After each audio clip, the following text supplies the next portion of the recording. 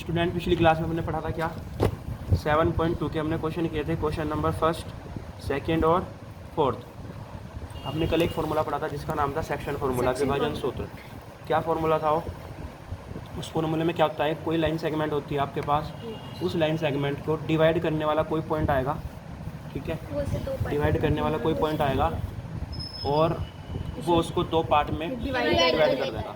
और पार्ट वो किसी भी डिस्टेंस के हो सकते हैं अलग अलग, तो इसलिए हम उनको रेशो में मान लेते हैं m1 रेशो m2। और जो ये डिवाइड करने वाला पॉइंट होता है इसके कोऑर्डिनेट हम मानते हैं x, y।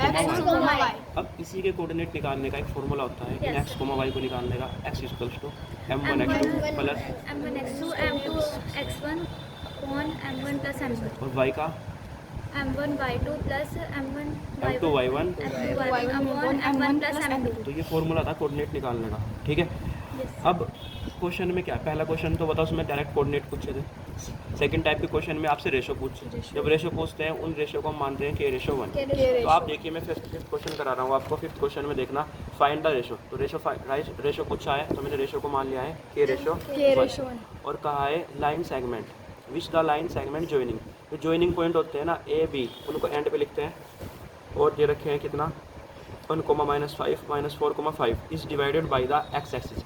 जो इनको डिवाइड कर रहा है ना, इस लाइन सेगमेंट को डिवाइड कर रहा है, वो जो पॉइंट है वो है x एक्सिस है, x एक्सिस पे है। अब आपको पता है x एक्सिस पर कोई भी पॉइंट होता है उसके कोऑर्डिनेट क्या होते हैं x, 0 x, 0, ठीक है। ये क्या है p। और जो ये रेशो होंगे वो क्या होंगे k/1। ओके, ठीक है। अब आप सबसे पहले तो लिख सकते हो सारे कोऑर्डिनेट। a को क्या लिख सकते हो x1 y1, b को क्या लिखते हैं x2 y2 और p को लिखते हैं xy, ठीक है। मैं हर बार ऐसे ही लिख रहा हूँ। तो x1 y1 क्या है 1, -4, 5 और ये है x, 0। m1 रेशो m2 क्या है k/1, ठीक है। अब आपको कोऑर्डिनेट निकालना है। फॉर्मूला आपके पास है, सेक्शन फॉर्मूला बताओ। x = क्या होता है m1 x2 plus m2 m1 plus m2। ठीक है। तो आप वैल्यू पुट करोगे, x की वैल्यू क्या है, देखो x की वैल्यू क्या है x, ये m1 कितना है k x2 कितना है -4 प्लस m2 कितना है 1 x1 कितना है 1 और m1 plus m2 k plus. k+1। अब देखिए आप x = -4 किस में करेंगे -4 1 की 1 में करेंगे 1 और k + 1। अब आप देखिए आपके पास दो अननोन हो रहे हैं, x नहीं पता आपको ना ही k पता। अब कुछ क्रॉस मल्टीप्लाई करेंगे कोई बेनिफिट नहीं है, हमें एक वैल्यू पता होती है तो हम पुट कर देते हैं। इसलिए मैं जाता हूँ y के पास, तो हम y निकालते हैं m1 y2 plus m2 y1 upon m1 plus m2। m1 कितना है k y2 कितना है 5 m1 कितना है m2 कितना है सॉरी 1 और y1 कितना है -5 और k + 1। अब कौन से देखना y की वैल्यू आपको पता है, y की वैल्यू कितनी है 0। y की वैल्यू पता है 0। अब सही है क्योंकि ये नंबर आ गया आपका यहाँ पे। 5 की k में करेंगे 5k, इसकी इसमें करेंगे -5 k + 1। अब क्रॉस मल्टीप्लाई होगी ऑब्वियसली, इसके पॉइंट में कुछ नहीं है तो 1 क्रॉस चाहे इधर शुरू कर दो चाहे इधर से कर लो। चलो इधर से कर लेता हूँ -5k, तो 5k -5 की 1 में करेंगे तो एज इट इज रहेगा। k + 1 की जब मैं 0 में करूँगा तो होल पार्ट क्या हो जाएगा 0। 0 की किसी में करते हैं 0। 5k -5 इधर जाके +5 k = 5/5 5 1 = 5 k की वैल्यू आ गई 1। और आपसे रेशो पूछे थे और रेशो मैंने कहा था जैसे k की वैल्यू आएगी वही हमारा रेशो में बन जाएगा। आपको इसकी ज़रूरत नहीं थी, आप चाहते इस क्वेश्चन को, मैंने जान के कराया इसको जिससे आपको चल जाए पता। इसे मैंने क्यों नहीं निकालने की ज़रूरत है, इसे निकालने की इसलिए ज़रूरत नहीं पड़ी क्योंकि यहाँ पे x की वैल्यू x दे रखी थी, y की वैल्यू 0 दे रखी है, यहाँ पर नंबर है y की वैल्यू में दे रखा है कुछ, इसलिए इसका इस्तेमाल करने का बेनिफिट हमें मिला। तो इसको अगर तुम चाहो तो इग्नोर भी कर सकते हो, ठीक है, मगर बाद में मत काटना, स्टार्टिंग में। अगर इसको शुरू में लिख दिया तो बस इसको यहीं छोड़ देना, कुछ नहीं कहना इसको, काटना नहीं, ठीक है। अब बस आप क्या हो गए m1 रेशो m2 कितना आ गया k/1 था ना, 1/1 और यही तुम्हारा आंसर। अब देखना आप इसी क्वेश्चन पर बेस्ड एक क्वेश्चन और दे रखा है एग्जाम्पल में, ये दे रखा है सेम यही है, ये दो पॉइंट है, इनको मिला, ये रेखाखंड को मिलाने वाले पॉइंट है। इस बार y एक्सिस से कट रहा है, वो y एक्सिस से विभाजित हो रहा है।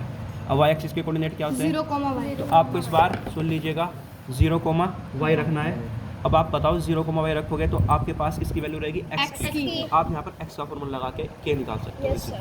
और बस आपके रेशो हो जाएगा। Yes. क्लियर है? Yes, चलिए। sir. लेकिन इस बार आपसे इस प्रतिच्छेद बिंदु के निर्देशांक में पूछे हैं। प्रतिच्छेद बिंदु मतलब वही जो बांट रहा है 0, y।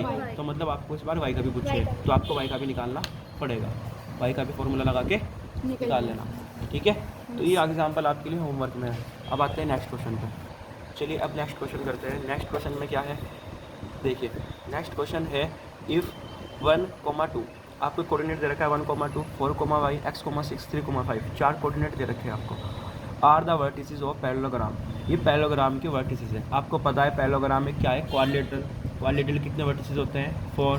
तो 4 के 4 इसने दे रखे हैं और कह रहा है टेकन इन ऑर्डर, इन्हें ऑर्डर में लेने हैं, ऐसे कंजिक्यूटिव लेने हैं, ऐसे नहीं एक इधर एक इधर एक इधर उधर, सारे लाइन लगा के लेने हैं। और find x and y find करना है। अच्छा क्वेश्चन है, चलो देख लेते हैं। सबसे पहले इसने कहा है पैरेललोग्राम के हैं, तो आपको पता है पैरेललोग्राम ऐसा होता है कुछ, ओके। अब ए नंबर नेमिंग कर देते हैं, ABCD। ए के कितने दिए हैं बोलो? 1, 2, बी के 4, y फिर x, 6 then 3, 5 3, 5 ये आपको कोऑर्डिनेट दिया है। अब सुनिए मेरी बात, अब आपको x और y निकालना। देखो यहाँ पर y है, यहाँ पर मिक्स कर रखा और यहाँ पर x है, यहाँ पर भी नंबर मिक्स है। आपको बताना है x y क्या है, क्या है करने की जगह। इससे पहले इस क्वेश्चन को करने से पहले मैं आपको एक चीज़ बताता हूँ, उसको ध्यान समझो। आपको समझना होगा एक और फॉर्मूला, मिड पॉइंट। क्या है? Mid point coordinate. क्या मतलब है समझिए, मध्य बिंदु, मध्य बिंदु निर्देशांक। भाई इसका मतलब क्या है, देखिए कोई लाइन सेगमेंट है आपके पास, कोई लाइन सेगमेंट है ए और बी, इसके कोऑर्डिनेट है x1 y1, इसके कोऑर्डिनेट है x2 y2। और कोई पॉइंट है जो इन्हें डिवाइड कर रहा है, बट वो है ना बीचों बीच है, मिड में है, मतलब यहाँ पर है बीचों बीच। देखो पिछली बार सेक्शन फॉर्मूला में क्या था, पॉइंट कहीं भी हो सकता है, इधर भी, इसलिए m1 m2 माना हमने। यहाँ पर जो आपका पॉइंट है वो कहाँ है? बिल्कुल मिड में, सेंटर में है बिल्कुल। अगर पॉइंट सेंटर में हो तो ज़रा बताना मुझे, क्या इधर का पार्ट और इधर का part, left part right part क्या सेम आएंगे? नहीं, जितना इधर होगा उतना इधर होगा। अगर सेम आएंगे, क्या रेशो भी सेम नहीं रहने वाले क्या? तो रेशो क्या हो जाएंगे? 1:1। क्योंकि जब भी कोई पार्ट, दो पार्ट सेम होते हैं तो रेशो 1:1 बन जाते हैं। क्यों? आप समझ सकते हो। देखो मान लो ये पूरी 4 सेंटीमीटर की है, कितनी की है? 4। जैसे आपने बीच में लिया तो इधर कितना बचेगा? 2। कितना बचेगा? 2। इधर भी कितना बचेगा? 2। तो रेशो क्या बन गया? 2:2।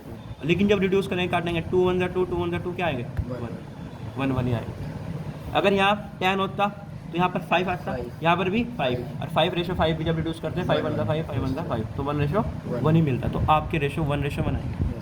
अब सुनिए, जब आपके 1:1 आएंगे, आपको पता है डिवाइड करने वाला पॉइंट है, तो इसके क्या मानेंगे? x, y। और x ही निकालना, x का फॉर्मूला पता है आपको, m1 h2 plus m2 x1 upon m1 plus m2। y का फॉर्मूला पता है m1 y2 plus m2 y1 upon m1 plus m2। अब देखना ज़रा फॉर्मूला कैसे बनेगा। m1 कितना है? रेशो 1 की इंटू किस में करेंगे? h2 में। m2 कितना है? 1 x1। m1 कितना है? 1। m2 भी कितना है? 1। इधर आ जाइए, देखना x2 की 1 में करेंगे x2, x1 की 1 में करेंगे x1 अपॉन 1 1 2। तो इसको सही से लिख देता हूँ, पहले x1 लिख देता हूँ, फिर x2 लिख देता हूँ। तो x1 प्लस x2 अपॉन 2। तो आपका जो x का कोऑर्डिनेट आया वो क्या आया? x1 plus x2 upon 2। y equals to m1 कितना है? 1 y2, m2 भी कितना है? 1 y1। तो अपॉन में क्या आएगा? 1 प्लस 1 तो y बराबर y2 की 1 में करेंगे y2, y1 की 1 में करेंगे y1, 1 प्लस 1 2। तो पहले y1 लिख देते हैं, बाद में y2 लिख देते हैं अपॉन। तो मैं कहना चाह रहा हूँ मैं कि जब भी आपको मिड पॉइंट के कोऑर्डिनेट निकालने हो x, y, तो आपको सिर्फ एक काम करना है, x का जो फॉर्मूला बनेगा वो बनेगा x1 प्लस x2/2 और y का जो बनेगा y1 प्लस y2/2। आपको ये काम बिल्कुल नहीं करना, इतना सारा काम नहीं करना, इससे आप बच जाओगे। तो मैं चाहता डायरेक्ट ये बता देता आपको, ये कि ये याद करना बस। ये मैंने बताया आए कैसे है, ठीक है, इसको मैंने आपको ड्राइव करके दिखाया। बस आपको याद करना है, कभी भी आपसे मिड पॉइंट के कोऑर्डिनेट पूछे जाए, बहुत इंपॉर्टेंट है। और भी क्वेश्चन आएंगे, आप जब स्टैंडर्ड क्वेश्चन लगाओगे ना उस बुक के अंदर, तब भी क्वेश्चन मिलेंगे, और मैं भी एनसीईआरटी से भी क्वेश्चन कराऊंगा इसी बेस पे, ठीक है। तो आपको बस ये फॉर्मूला याद करना है, x बराबर बोलो x1 plus x2 y equals to y1 plus y2/2 और x1 x2 क्या होते हैं, आप कहोगे सर ये एंड पॉइंट के x एक्सिस पे, ये x1 x वो एंड पॉइंट पे जो x एक्सिस है उसकी डिस्टेंस है, और जो y1 है y1 y2 क्या है, एंड पॉइंट के y एक्सिस वाले कोऑर्डिनेट, ठीक है। आई बात समझ में? चलिए बस आपको ध्यान देना है। सपोज करें, ये देखो मैं आपके सामने कंडीशन रखता हूँ, चलिए बताओ, मान लो इसके कोऑर्डिनेट मैंने दे दिया अपनी तरफ से x2 y2, इसके दे दिया x4 y4, हो सकते हैं कुछ नहीं, बीच में ले लिया मैंने बीच p x, y। तो बताना x के क्या निकलेंगे, ज़रा बताओ, x equals to x। बोलो बोलो। चल तो क्या बताया, कैसे निकाल लोगे? देखो मैंने बताया आपको x निकालना है, तो x में x प्लस करो, देखो x में x प्लस करा डिवाइड बाई 2, y निकालने के लिए y में y पर प्लस करो डिवाइड बाई 2। किसके लिए? मिड पॉइंट के लिए ओनली, कभी से हर जगह लगा दो आप, मिड पॉइंट के लिए है सिर्फ ये, ओके। अब देखो x निकालना, तो आप कहोगे सर इसमें कोऑर्डिनेट x वाले x2 है, इधर कौन है x4/2, y2 प्लस y4/2, इतना सा तो है, ठीक है। चलिए खैर इतना काफ़ी है तुम्हारे लिए। अब आगे क्वेश्चन को देखते हैं, यहाँ पे ध्यान से। आपको एक पैरेललोग्राम दे रखा था, इसके 4 कोऑर्डिनेट हैं, चारों कोऑर्डिनेट दे रखे हैं, आपको x y निकालने हैं। तो समझिए इसमें क्या करेंगे हम। सबसे पहले हम a को c से मीट करेंगे, ज्वाइन करेंगे। तो फर्स्ट ऑफ ऑल पहले तो हम लिखते हैं यहाँ पर सारे कोऑर्डिनेट के बारे में लिख देते हैं। ये आप कोऑर्डिनेट लिख दोगे सब, उसके बाद आपको करना क्या है, ये जो आपके अपोजिट वर्टेक्स है a और c, इनको ज्वाइन कर दो। ज्वाइन क्यों कर रहा हूँ? क्योंकि इससे डायगोनल बन जाएगा, एक इधर से करूँगा तो ये भी क्या बन जाएगा, एक डायगोनल। तो मैंने क्या किया यहाँ पर, join a and c and b and d। अब आपको पता है, अगर आपको प्रॉपर्टी पता हो पैरेललोग्राम की, होती है कि जो इसके डायगोनल होते हैं एक दूसरे को क्या करते हैं, बाइसेक्ट करते हैं। क्या करते हैं? बाइसेक्ट करते हैं। बाइसेक्ट मतलब बीचों बीच से डिवाइड करते हैं। मतलब कि समझे, जैसे कि ये ए सी ड्रॉ करा ना मैंने, और उसके बाद जैसे मैंने बी डी ड्रॉ करा, तो इस बी डी ने है ना ए सी को बाइसेक्ट कर दिया। बाइसेक्ट का मतलब से हाफ पार्ट में बांट दिया, आधा इधर आधा इधर। इसी तरीके से इसने ए सी ने बी डी को बांट दिया, मतलब आधा इधर आधा इधर। अब खुद बताओ, जैसे ये पॉइंट है, ये पूरी लाइन ए सी है, इस बी डी को जैसे ड्रॉ करा, इसने इसको हाफ पार्ट में बांट दिया। तो बताना, अगर हाफ पार्ट में बांट दिया, क्या ये पॉइंट इसके बीचों बीच नहीं होगा, फिर इसके मिड में होगा। इसी तरीके से इसने इसको हाफ पार्ट में बांटा, तो इसका मतलब ये बिल्कुल बीचों बीच होगा इसके लिए। तो ये पॉइंट जो है, ये वाला पॉइंट है जो ओ मान लेता हूँ इसको मैं, ठीक है। ये मिड पॉइंट बन गया है ए सी का भी और बी डी का भी। बताओ, जो है ओ पॉइंट है ये ए सी का भी मिड पॉइंट और बी डी का भी मिड पॉइंट। मतलब क्या है, जो डायगोनल्स होते हैं पैरेललोग्राम के, वो बाइसेक्ट करते हैं ईच अदर, एक दूसरे को क्या करते हैं, हाफ पार्ट में बांट देते हैं। क्लियर है? हिंदी में लिख सकते हो आप, समांतर चतुर्भुज के विकर्ण एक दूसरे को समद्विभाजित करते हैं, ऐसे लिखते हो। क्लियर? चलिए, तो इसका मतलब क्या हुआ कि जो ओ पॉइंट है ये ए सी का भी मिड पॉइंट है और ये ओ पॉइंट बी डी का भी है। तो मैं यहाँ लिख सकता हूँ mid point of A C equal है mid point of B D. बताओ, कोई प्रॉब्लम नहीं है। अब ज़रा बताओ, अगर मुझे मिड पॉइंट ऑफ ए सी निकालने हैं, मतलब इसके निकालने हैं, तो यहाँ पर जो मिड पॉइंट होंगे कोऑर्डिनेट क्या मान सकते हैं, एक्स कोमा वाई। क्या मान सकते हैं, एक्स कोमा वाई। तो ज़रा बताना, एक्स कोमा वाई कैसे निकलेगा, एक्स वाला कैसे निकलेगा, एक्स में एक्स प्लस करके डिवाइड बाई 2। तो मतलब x1 प्लस x3, यहाँ पर x1 y1 है, यहाँ पर x3 y3 है। तो देखना a और c ये रहा, x1 plus x3/2 coma. y वाला कैसे निकलेगा, y1 प्लस y3/2। इसी तरीके से mid point of B D पे जाइए, बी डी पर तो इसका जो वही सेम कोऑर्डिनेट रहने वाला है एक्स कोमा वाई, तो एक्स कैसे निकलेगा इसका, एक्स मैक्स प्लस करके डिवाइड बाई 2, तो बी डी देख लेना, बी डी है रहा, तो एक्स 2 प्लस कोमा और वाई वाला वाई 2 प्लस, बताओ आई बात समझ में, क्लियर है? बिल्कुल देखो x1 की वैल्यू पुट कर दो, क्या है 1, ठीक है, और x3 की वैल्यू क्या है x डिवाइड 2, y1 की वैल्यू क्या है 2 और y3 की क्या है 6, तो 2 plus 6/2 equal x2 x4, x2 क्या है 4, x4 क्या है 3, तो 4 plus 3/2 y2 plus y4 y plus 5 y plus 5/2। इस तरीके से देखो 1 प्लस x/2 कुछ नहीं होगा इसका, क्योंकि 1 में x नहीं प्लस हो सकता, 2 प्लस 6 हो जाएंगे 8/2, 4 में 3 प्लस हो जाएंगे 7/2, y plus 5 as it is रहेगा, क्लियर है? अब आप देखो ये दोनों कोऑर्डिनेट आपस में इक्वल है, जब भी दो कोऑर्डिनेट आपस में इक्वल होते हैं तो उनका करस्पॉन्डिंग पार्ट भी इक्वल होता है। करस्पॉन्डिंग का मतलब जिसमें पहला है, जो इसमें पहला है तो इसमें फर्स्ट पार्ट है वो दोनों इक्वल रहेंगे, और सेकंड पार्ट वो इक्वल रहेंगे, मतलब कि जो 1 प्लस x है अपॉन 2 इक्वल होगा किसके 7/2 के, और जो 8/2 है वो इक्वल होगा किसके y प्लस 5/2 के। देखना ज़रा, नीचे भी 2 है, यहाँ भी 2 है, तो 2 से 2 कैंसिल, यहाँ भी 2 है, यहाँ भी 2 कैंसिल, तो यहाँ बचेगा 1 प्लस x इक्वल्स टू 7, तो x equals to 7 minus 1, x equals to 6। यहाँ पर देखना 8 बचा, y प्लस 5 बचा, 5 इधर जाएगा तो माइनस का 5, y इक्वल्स टू 8 माइनस 5 3, तो y की वैल्यू आ गई है 3। तो आपसे यही पूछी थी x की वैल्यू और y की वैल्यू, तो आप x की वैल्यू दे दोगे 6 और y की वैल्यू दे दोगे 3, x की वैल्यू 6 और y की वैल्यू 3, यही आपके आंसर। चलिए नेक्स्ट क्वेश्चन करते हैं, क्वेश्चन नंबर 7 क्या रहा है, find the coordinates of point A. आपको किसके कोऑर्डिनेट बताने हैं, पॉइंट ए के, where A B is the diameter of a circle, A B क्या है डायमीटर है सर्कल का, हुज सेंटर इज़ 2, जिसका सेंटर पता क्या है 2, एंड बी इज़ 1, आई बात समझ में? चलो इसका डायग्राम बनाते हैं पहले तो। क्वेश्चन आपको पता है सर्कल ऐसा होता है कुछ, ठीक है, सर्कल ही होता है, सर्कल के बीचों बीच जो पॉइंट होता है उसको सेंटर बोलते हैं। इस सेंटर से होके जाने वाली ये जो कोड होती है इसको बोलते हैं डायामीटर।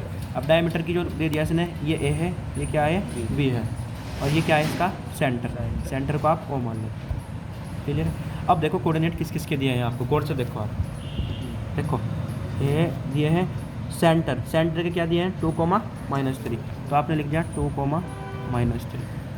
फिर बाबू आपको बी के दिए हैं 1, तो आपने लिख दिया 1, और आपसे क्या के पूछे हैं ए के, आपसे ए के पूछे हैं तो आप ए को एज इट इज रखो। उससे पहले तो आप इनको रिप्रेजेंट देख लीजिए।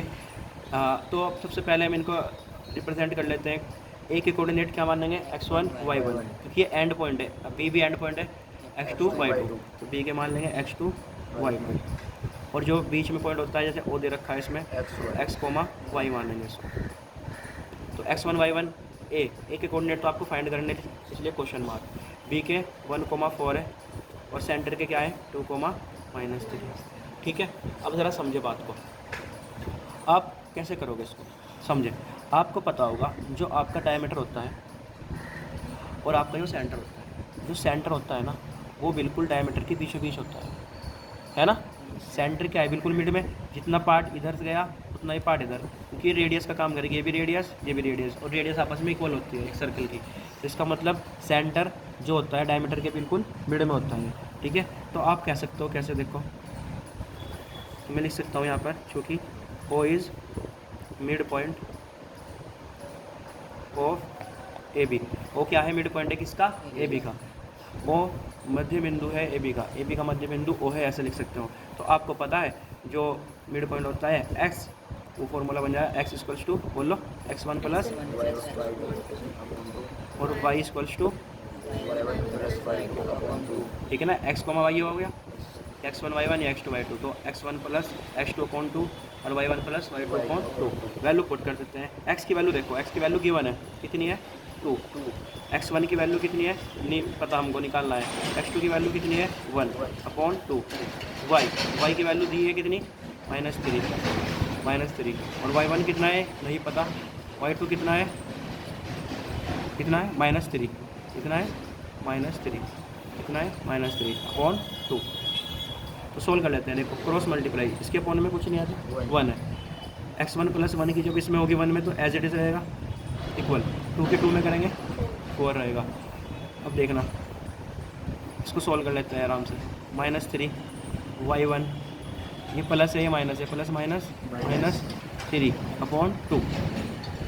1 इधर जाएगा तो प्लस का 1 इधर जाके माइनस का 1, तो x1 = क्या आ जाएगा 3, तो x1 तो निकल गया आपका। अब देखना यहाँ पर y1 - 3, इसके अपॉन में कुछ नहीं आता, 1। इस y1 - 3 की इसमेंट होगी तो एज इट इज़ रहेगा, 2 की 3 में करेंगे माइनस का 6, ठीक है।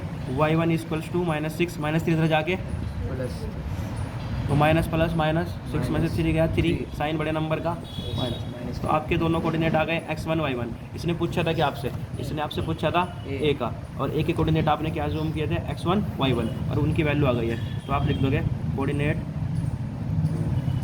ऑफ a, तो क्या लिख दोगे x1 कितना है 3 और y1 कितना है -3। यही आपके आंसर है।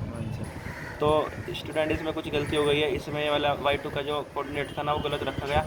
y2 की वैल्यू क्या थी इसमें 4, हमने क्या रख दी यहाँ पर -3, तो इसको करेक्ट कर लेना, ये जनरल मिस्टेक है, +4, ठीक है। और ये हो जाएगा आपका +4, और यहाँ पर +4 इधर जाके हो जाएगा -4, और ये हो जाएगा -10, तो आपका आ गया -10। तो आपका आंसर है 3, -10, ठीक है। ये यहाँ पर सही कर लेना। Okay, thank you. चलिए कुछ एग्जांपल ले लेते हैं आपके होमवर्क में। एग्जांपल है, मैंने आपको क्वेश्चन एग्जांपल 7 दिया था, एग्जांपल 8 भी दिया था आपको, सेम NCERT वाला है।